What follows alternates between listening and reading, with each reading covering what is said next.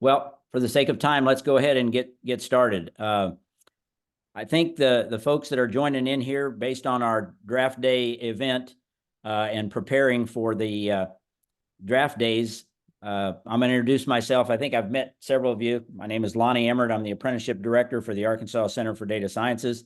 We have several of our team here that I want to have introduce themselves, and then we're going to go around and have the employers introduce themselves, and you'll be able to tell us kind of who you're with and which occupations that you're most interested in that you're probably going to be interviewing for with these young students on draft day.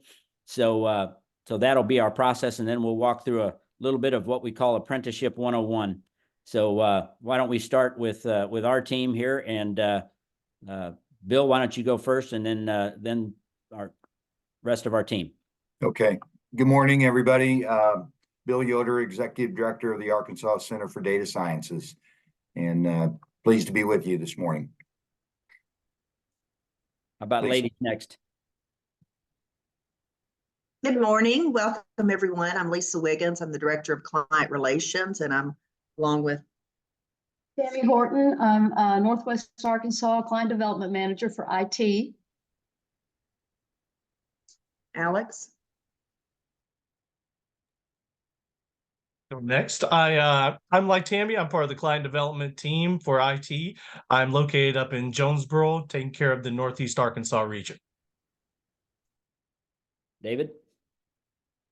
Good morning, everyone. My name is David. I'm the Employer Engagement Director at ACDS. I am expanding manufacturing apprenticeships across the state of Arkansas, so I cover the entire state for manufacturing. Very good. The few that have joined us so far, let's see. Christy, why don't you go next?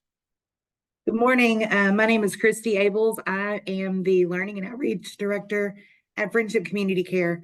We're a statewide provider of services for people with intellectual, developmental, and behavioral health diagnoses. Mm-hmm. So I actually met Lonnie this week, and I'm excited to hear what we can do to partner. Very good. Christy's just joining. Is it Jay Felker? Hi, my name is Jody Felker. I'm with St. Bernard's in Jonesboro, Arkansas, and I'm just learning all the information I need to try to work out this partnership with you guys. Okay, very good. Christy? Is there another Christy, or do you want me to go again? Oh, there's Christy Young. You just joined. What we're doing, Christy, is say your company you're with and maybe what occupations you might be interviewing for during draft day. So my occupation is I work for learning development at Multi-Craft Contractors, and we're looking at hiring young electrical apprentices and plumbing apprentices and maybe some welders. Very good.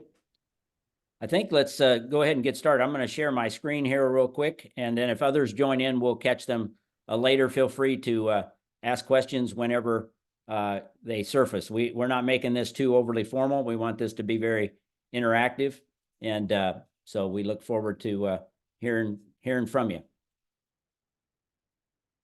So as you can see, Arkansas Center for Data Sciences is our organizational name, a nonprofit organization. This is kind of what we're talking about today, is what does draft success kind of look like for you, teaming up with Be Pro, Be Proud.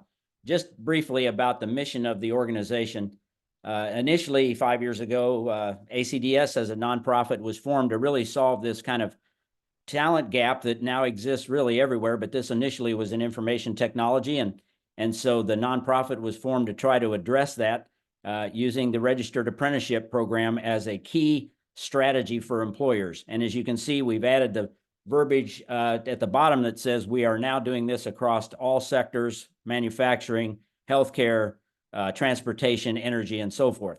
So this really explains it in a nutshell. The idea that these young students that you're going to be talking with is really part of this very, very large, diverse pool of what we call non-traditional candidates that have not necessarily always found their way into our professions that we're posting jobs for and so forth. So we're going to talk about how, with this increasingly high demand for skill-based hiring, what does the education and OJT of an apprenticeship look like in terms of the solution for much of this for us as employers.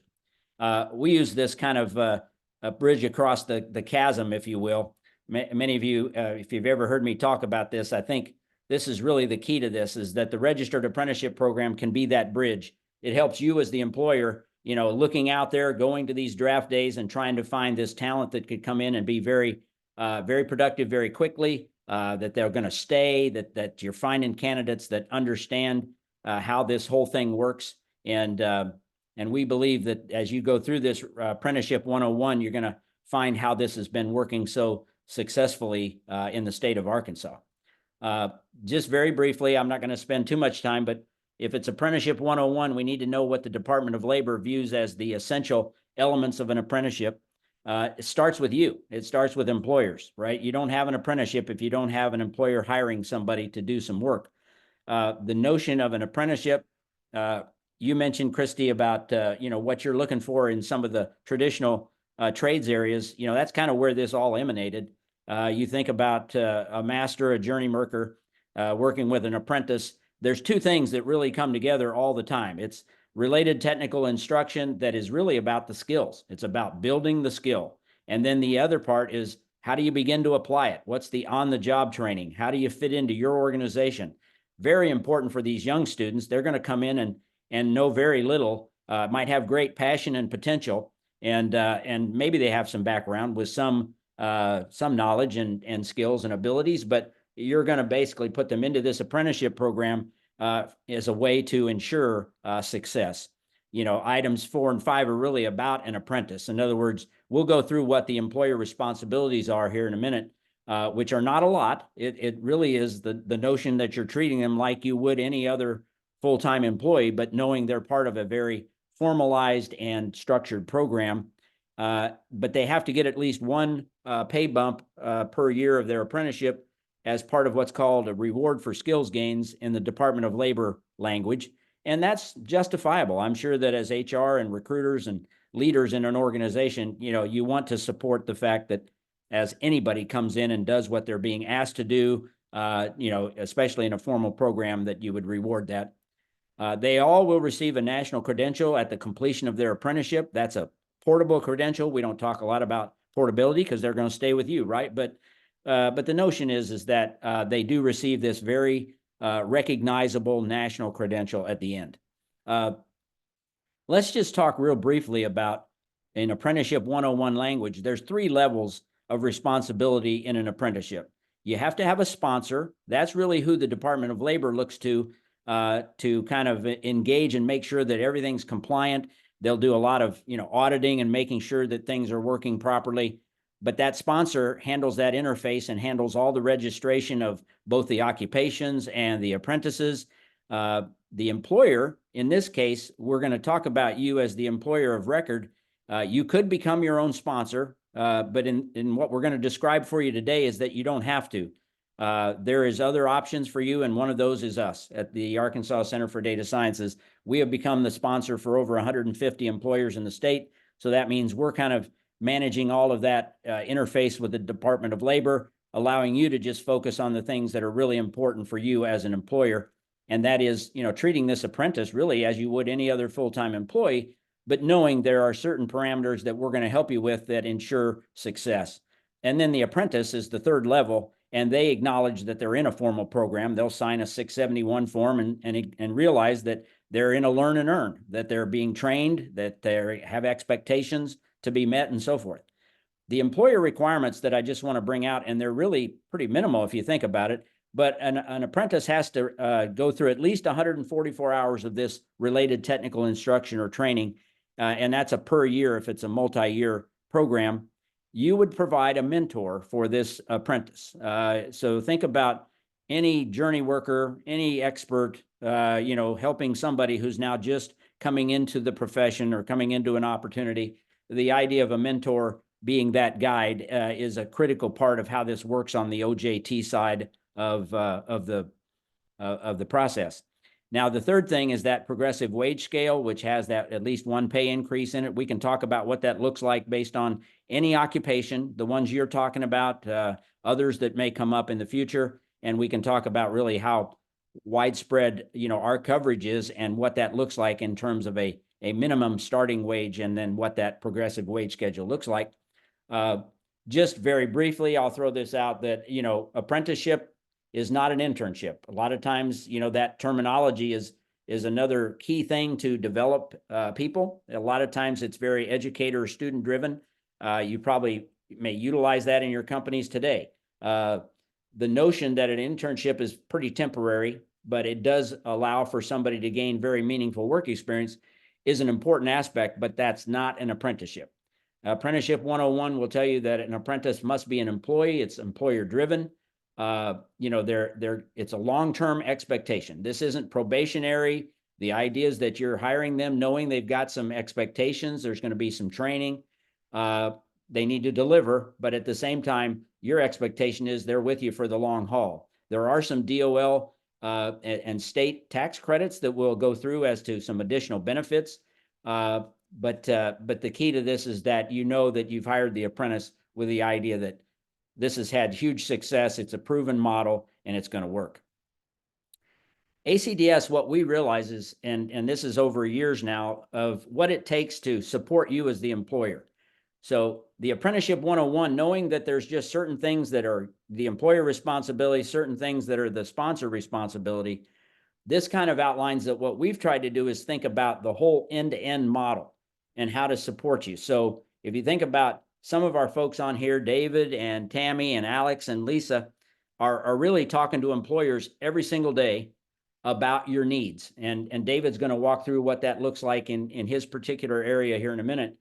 But that's really what's driving this today. If we attend draft day together and find out that there are employers that the reason you're looking at high school candidates is because you've got openings or you care about giving some opportunities in your local community, to some of these draft day seniors, that's just one avenue. So picture the sourcing side. We have a talented talent management team, bunch of seasoned recruiters that can help and supplement what you do.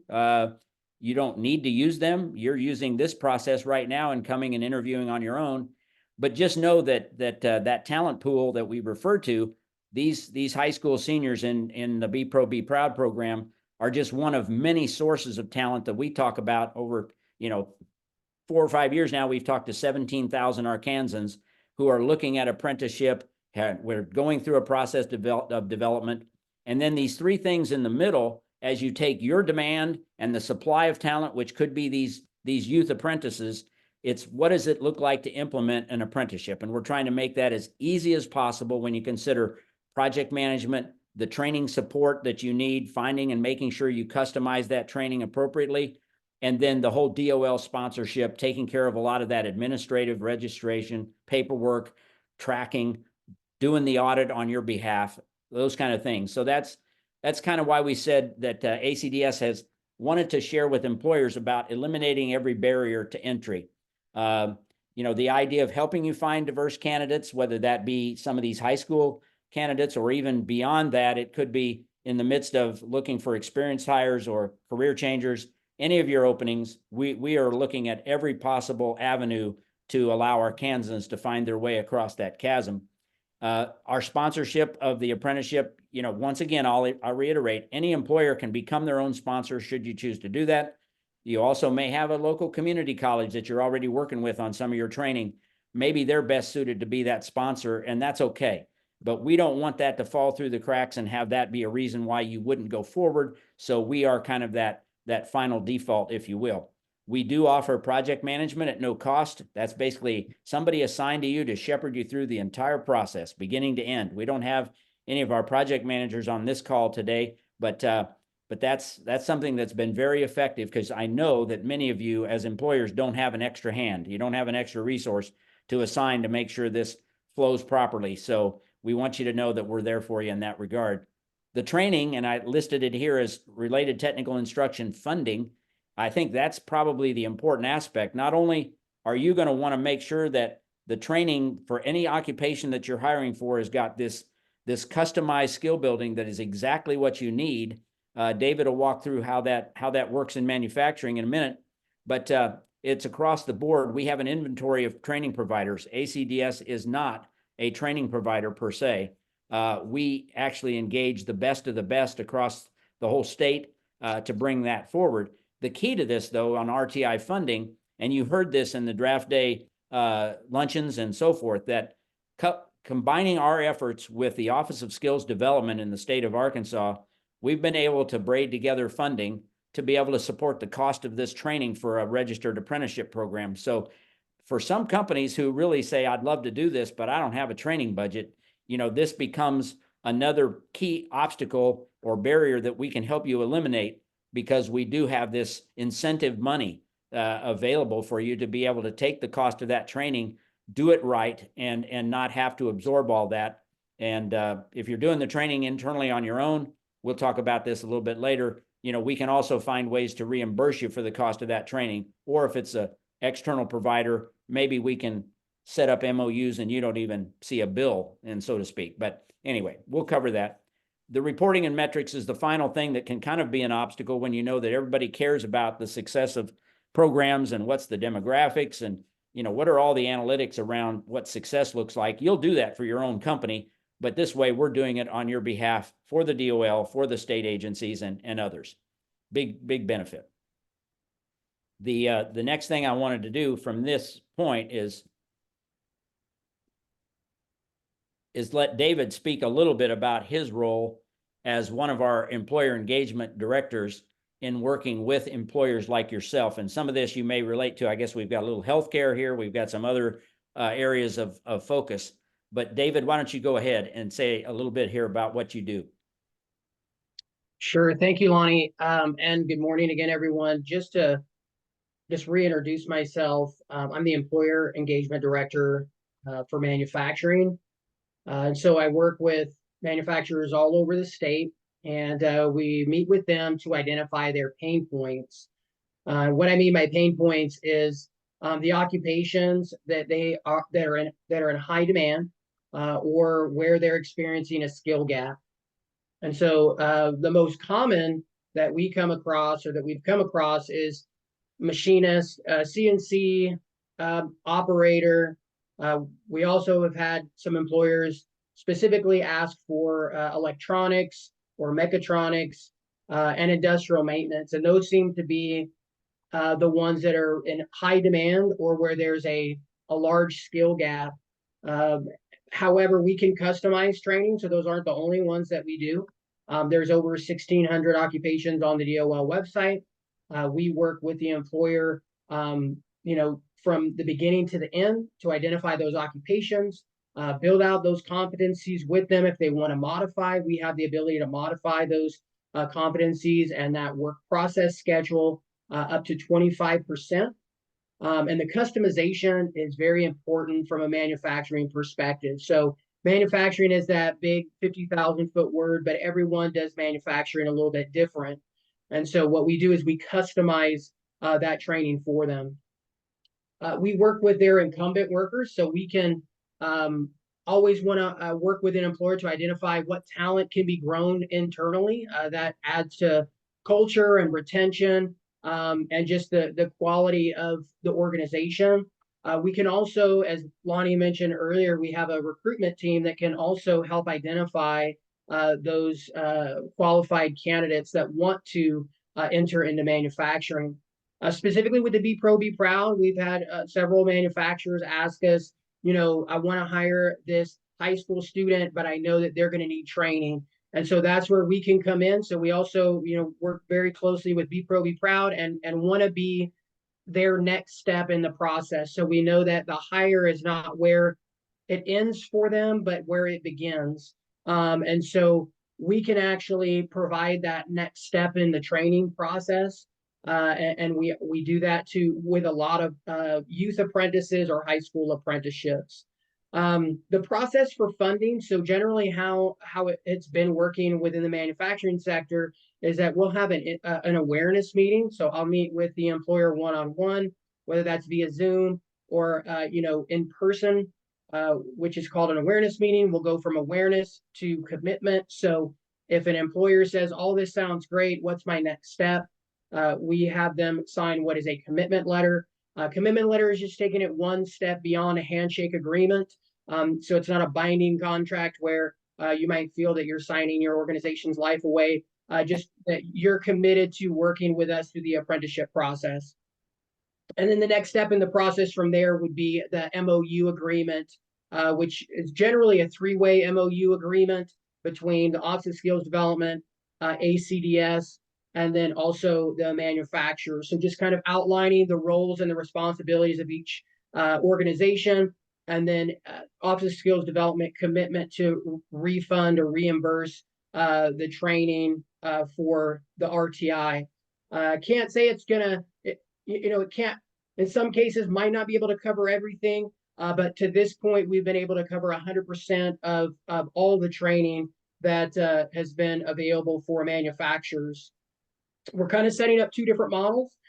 So Lonnie had mentioned if your local community college is a training provider, we definitely want to partner with them. And we can partner with them. A lot of times they don't have the capacity to do all the paperwork and do the administrative function of the DOL. And so that's where we become the sponsor and they become the training provider. But in some situations, and a community college can't be the training provider or the sponsor. And so we can be the sponsor. We can, through our platform called WorkForge, provide online self-paced training. That's a platform that was made by industry for industry. So we've got 7 different manufacturing pathways that an individual can take based on the employer needs. And then what we do is we've hired some industry experts that will actually go to the facility 1 to 2 days a month to provide the labs or the hands-on to reinforce what they're learning during those or during the online work. And so it's a really great process, a really great way to enhance the apprenticeship experience, because we know apprenticeship is that earn while you learn, hands-on. A lot of what happens in manufacturing is learned through the hands-on process. And so that really, having that industry expert come out and provide those labs is really critical to an apprenticeship's success. And then the last step in the process is once we go from awareness to commitment to MOU is we'll have what's called a kickoff meeting with our project manager, who not only identifies the occupations and not only takes care of all the data entry for registering the occupations and the DOL paperwork, but can also help shepherd you through the process with any additional questions that you have. And so that's kind of the 30,000-foot view of the manufacturing sector and what we've been doing. I can go ahead, drop my contact information in the chat if anyone wants to reach out to me and have that awareness meeting and then move to the next step. So with that, I'll turn it back over to you, Lonnie. Great. David, that was wonderful. And I'll just say that for those of you on this call that are in transportation, healthcare, we do this all the time for IT as well, energy, any of those occupations, just kind of insert that at the top and know that we've got other employer engagement folks that would work with you doing exactly the same thing. This is a very consistent, common process. Even though the occupations are different and some of the training is going to require different skills and there'll be different training partners. David, I thought you did a good job of describing how that works. The other couple things I'll say before we kind of wrap up our piece of this to get to maybe some Q&A is the idea that, and I'm looking for there it is. We've mentioned several times and so forth that we do have supplemental, talent management team that can actually help you in many cases if you've been having difficulty with certain open positions that our diverse pool and what we go through in our recruiting process to kind of supplement you with, career changers, whether these are the young students coming through Be Pro, Be Proud, or maybe it's all the way to active military coming back, transitioning out. It could be a lot of the folks we work with are career changers. And, there's a lot of folks that are non-college goers that we don't know about through draft day that find their way into jobs that they're underserved, if you will. So anyway, we want to show you this process real quick. And we go through the background checks and all the things that you would normally do to be able to give you candidates that you may be interested in. For this case, you're the one, looking at candidates, and just know that we're going to put a lot of these folks in the high school draft day into our applicant tracking system.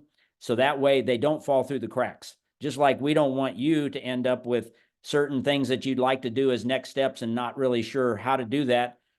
This is a way to supplement you, and this is a process to help the candidate to know what their next steps might be. Training provisioning, I'm not going to spend a lot of time here because David kind of identified that no matter what the occupation, if we think about what's going on in healthcare with nursing and healthcare with a lot of other roles, there's a lot of training providers that have already been identified. So we line that up with the Appendix A, which is the occupational standard. And that's something we do on your behalf to make sure that it's in line with the Department of Labor. But other than that, you're just looking to make sure that this training goes effectively and that your individual apprentice is becoming very productive very quickly, as I've said before.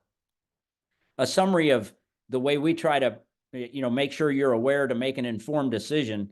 And this is, us kind of serving in the middle here on the Be Pro, Be Proud draft day kind of strategy, right? They're bringing employers together with potential new hires, with students, having these great interview engagements and so forth. And then the question becomes, okay, what if you're going to go ahead and hire them? How would this model for an apprenticeship really support you? So if you're using our talent acquisition support at any point in time, just know that that comes to you at no cost. Our project management and our technical assistance around apprenticeship delivery and implementation it comes at no cost. We talked about the apprenticeship training, finding the right training, and the RTI cost associated with that. Again, for the most part, as David said, that has come at no cost to you as well. Now, the average RTI cost can vary. We've had some as little as less than $500 and some as high as $15,000. But generally, the average RTI cost is around $2,500 on an annual basis. And then those savings range with the tax credit for some of you that can take advantage. I know the larger organizations do not find this to be quite as impactful as a small and medium-sized company. But the total savings on an apprenticeship, if we work with you together to do this, is probably somewhere between $5,000 and $10,000 per apprentice. And we think that's pretty meaningful. Hopefully you do as well. We're leading up to the point where we're hoping you've got some questions that you're going to ask about how this may apply to you. This is just a summary. Remember those end-to-end models, right? With sourcing, we've talked to more than 400 employers, 3 of them currently active, interested, 151 have already committed to registered apprenticeship, a talent pool of, I think it's over 17,000 now after 4.5 years. You've got our training management environment with all the different active training partners. Many of them are community colleges, but there's vendors all across. Over 1,000 apprentices now. I think we're up to 1,015. So we're set up to help you if you think this is what you want to do. We want you to make an informed decision. We've got, this access to grants that have, federal, state, and some private monies to help support your training and your efforts. You can see that we've got the company names that you all recognize. We hope to add your company name to this list. So, whether it's in any one of these categories, we're talking to municipalities and even churches and environmental companies and so forth. But let me just say this, and then we're going to open it up to you guys. And I hope that you'll get questions answered. We hope that in this Apprenticeship 101, we define what an apprenticeship program is, right? That it's this learn and earn model, that it's got a combination of related technical instruction along with the OJT, very planned out and organized, right? That there's only really 3 responsibilities on the part of an employer that have to be in place, that you know the minimum number of training hours, that those are tracked. We'll help you with that, right? That you've provided a mentor, which makes sense. You probably do that anyway. And then that 1 pay bump within a year. Those are really the 3 things that have to coincide from an employer point of view. How much does it cost? Hopefully, you're thinking, 0, but if there's any cost at all, that it's going to be minimal around some of that training. You are, really stepping to the plate because you're paying the wage of this apprentice as they're going through this program. How does it apply to industries? I think we've covered the gamut there. We didn't really say what happens if you have a current employee. This was focused on mostly draft day, but for you as employers, we want you to know that, and it might have been mentioned, David might have alluded to it earlier, you know, if you have incumbent workers that their succession management or their career planning means they're moving from one level in your organization to a new occupation or a new level, they're being promoted, you can use the apprenticeship program for that as well. So bear that in mind. We've had a number of our over 1,000 apprentices that have been, you know, incumbent workers or existing employees that have advanced using apprenticeship. And the last thing is what happens if a candidate doesn't work out. So, you know, if they aren't showing up, we hope that a lot of these young people have been coached and prepared and trained, and you find a good one that you've interviewed and they're a good fit. But let's say something doesn't work out. It is an at-will contract. They've signed their 671 form, knowing they have learning objectives and work objectives.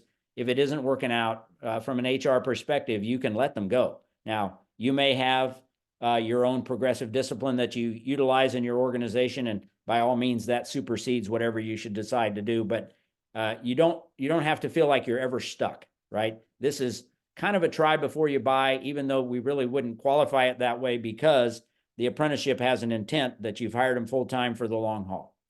How about this? Any questions here? You can put them in the chat. I haven't been looking at the chat, or you can just open up your mic and we're all amongst friends here. Go ahead and feel free to ask us any questions.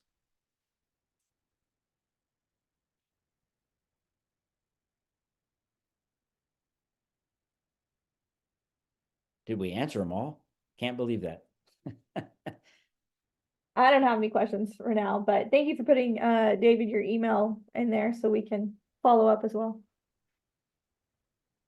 Christy, had we talked with you before? No. Okay. We always wanted, there was a lot of invites that I know people are looking for the recording of this particular webinar because they wanted to be here. And, you know, guys, it was kind of short notice. We understood that. And so we'll be sending out that recording to a number of those folks. And I think we had one join us. Zach, you joined after everybody introduced themselves. Could you just kind of mention who you are, and I see who you're with, but which occupations you kind of were focused on? Yeah, sure. Sorry, one sec so you can actually see who I am. I am Stribe is an electrical contractor, and we are based in St. Louis, but we have a Northwest Arkansas division of the company as of January 2023. Okay. So we have a registered apprenticeship program already going strong. Yeah. So I just hopped on because it's been a huge benefit for our apprentices to have the opportunity to grow and learn and see the progress that they're making. And we'll have our first graduating class in May. So really excited and looking forward to that. Are you going to have at least somebody interviewing there in the Northwest Arkansas Draft Day? Yes. Yeah, Okay. I will actually be down. I went to a lunch over the summer.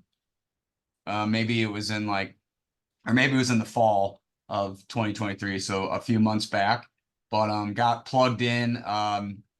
Josh Jordan is our superintendent or our general manager for the division. So he's also going to be there. He knows be pro, be proud. So Okay. it comes with high regard. Very good. Yeah. All right. Well, any other questions that are looming out there, just for the sake of maybe if you ask it, it'd be helpful to the people who are going to watch the recording. Actually, Lonnie, this is Lisa Wiggins, and I was looking in the chat, and our Zoom user is Angie Smith, and she did ask, I think, if the slides will be available, or I guess, can you answer how this recording will be posted? Well, we are going to post the link to the recording, but Angie, if you want to see the slides themselves just separately to have, and I know you may have seen some of them before, but we certainly can send you the slide deck, but we will also make the link to the recording available to everybody that was on our initial list. Does that help? Hopefully. Yes, she said thank you in the chat. Alex, you've been talking to Angie, right? Yeah, I can follow up on those slides. I was about to say that in the chat, actually. I can make sure that she gets those if I figure you'll just send the webinar posting, so we can get that done. Yeah, Angie, we just to follow up on that something as well, because I know she might be curious about that. We're still working on that 1-year RN standard. And once we get that approved, I'm gonna have that sent over to you. It is in process with the Department of Labor. We just talked to Dudley, our Region 4 director today, so shouldn't be long, Angie. Nope. All right. Well, if there aren't any other questions, your time is valuable. Don't want you to feel as though, we're taking up too much here, but just know that the next step typically is this one-on-one session that any one of our client, kind of employer engagement directors and managers would love to get together with you. So contact us back. You have our information. Please come out to acds.co.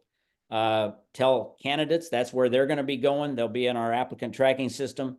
So let's see. I did see anything else in the chat here. Oh, okay. No, I think you're good. All right. Well, we appreciate all of you for being here. I appreciate our team being on the call, and we'll look forward to taking the next step with you. Go draft day.